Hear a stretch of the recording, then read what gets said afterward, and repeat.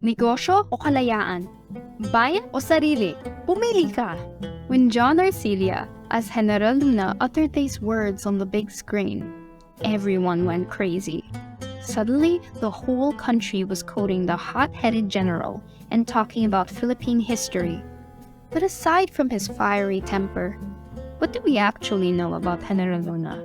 For today's video, we'll be learning all about one of the most important national heroes of the Philippines, the one and only Antonio Luna. Binondo, 1866. Don Joaquin Luna and Doña Laureana Novicio gave birth to their youngest child, Antonio. Growing up, Tonying had a lot to live up to. Many of his older siblings would grow up to be quite famous, including the great painter Juan Luna and the violinist Manuel Luna. But Tonying wasn't about to be outshined. Even as a young kid, he excelled in his studies. He grew up to be a successful academic, studying chemistry, music, and literature at the University of Santo Tomas, and going on to study bacteriology and histology in Paris. When he returned to the Philippines in 1894, he even became the chief chemist in the municipal laboratory in Manila. Perhaps in a different time, he could have been one of the most influential chemists in the country. But the bookish lifestyle just wasn't meant for Antonio.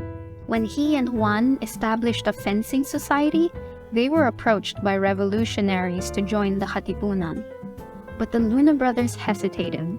At the time, they still believed reform, and not revolution, was best for the Philippines. But even though they didn't become members of the Katipunan, they were still arrested by the Spanish government. While Antonio's brothers were released after interrogation, he was exiled and imprisoned in Spain. Juan had to use his special connections just to set Antonio free. Ever since then, Antonio's feelings towards Spain changed. He no longer believed in reform. Now, he knew that revolution was the only way to set our country free. Even while he was growing up to be a fearless young man, deep down, Antonio was still that nerdy kid. So when he planned to take up arms against Spain, the first thing that he did was study, study, study. From military organization to guerrilla warfare tactics, Antonio tried to learn everything he could before he joined Emilio Aguinaldo's forces in 1898. But once he teamed up with Aguinaldo, he realized they had different strategies. Antonio and Aguinaldo often argued because Aguinaldo believed the Americans would hand over power to the Filipinos once they defeated the Spanish. On the other hand, Antonio knew that the Americans were just gearing up to be our new colonizers. Antonio was also fed up with the lack of discipline among the ranks. Imagine gearing up to fight against the Americans right after you've fought with the Spanish, only to have to deal with troops who didn't have formal military training. To properly educate the troops, Antonio decided to establish the Academia Militar in 1898. He recruited veteran officers to become teachers, created the curricula himself, and even had his brother Juan design the uniforms. Antonio valued discipline above everything. He envisioned one united army for the Republic, an army that would fight for every Filipino and not just for family clans or regional allies. But Antonio's vision was cut short when war broke out just a couple of months after the school was established. Classes had to be suspended, so the staff and students could contribute to the war effort. Antonio believed in the power of the pen as well as the sword. Aside from being a clever military strategist, he also used journalism and writing to contribute to Philippine independence. He started the newspaper La Independencia, which was filled with articles, patriotic songs and poems, and even short stories. La Independencia became an instant nationwide hit.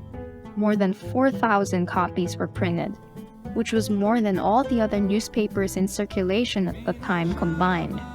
During the Philippine-American War, Antonio Luna became a master strategist.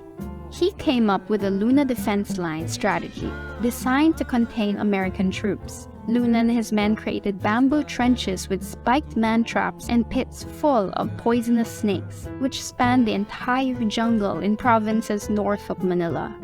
By combining military and guerrilla tactics, Filipino troops were able to fire on the Americans from this line, and then camouflage right into the jungle. For his bravery, strict discipline, and military genius, U.S. General James F. Bell even dubbed him as the only general the Filipino army had. But not everyone was impressed.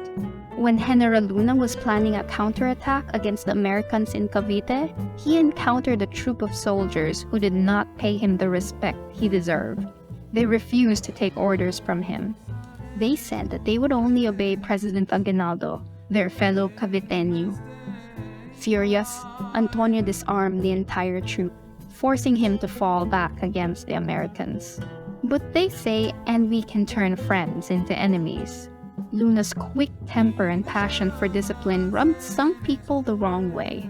Without him even realizing it, he was making enemies within his own ranks. His brother, Joaquin, who was also a colonel in the army, warned him that other officers were conspiring to kill him, but Antonio did not believe him. He assured Joaquin that surely President Aguinaldo wouldn't allow anyone to kill the army's commander-in-chief. Little did he know, Aguinaldo was no ally of his. On June 5, 1899, Antonio went to the government headquarters as summoned by Aguinaldo.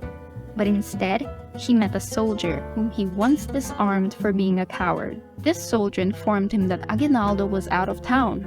Frustrated and confused, Antonio started to head outside when he heard a gunshot. He ran down the stairs only to meet another soldier, one of the Cavite officers he had scolded for insubordination. The soldier swung a bolo against Antonio's head, and soon the entire Cavite troop swarmed Antonio and began stabbing him one by one.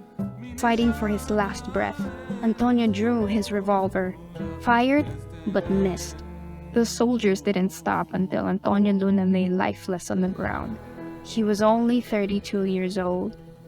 After his death, Aguinaldo's forces suffered defeat after defeat.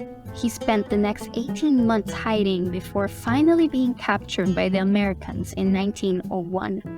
Independence for the Philippines would still arrive, but not for many decades. When Antonio Luna was brutally assassinated by his own allies, the Philippines lost one of our greatest military masterminds, and definitely among our most tenacious and relentless patriots.